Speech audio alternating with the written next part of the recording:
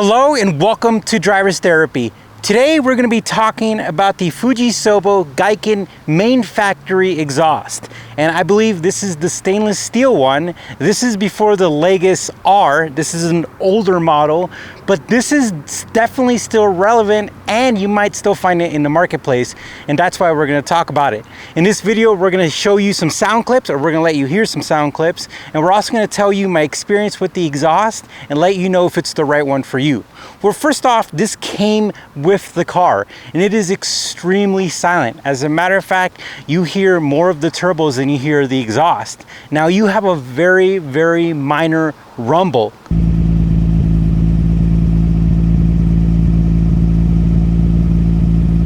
Now this is really good if you want an aftermarket exhaust that's not very loud and it adds just a little bit more. But for me, I want just a tiny bit more action. I want a little bit more fun.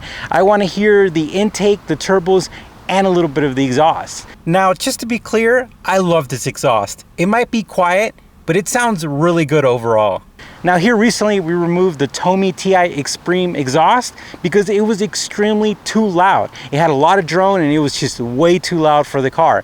Now it was really well built, it looked really good, but unfortunately with the drone and how loud it wasn't for us. So we put this exhaust back on and we've been driving with it, and we just ordered our new exhaust. We just picked up HKS's Super Turbo exhaust and we're gonna be trying that one. We got the stainless steel, not the titanium version, and we're gonna see if we could find that happy middle place that we're looking for when we're trying to find an exhaust for our Skyline.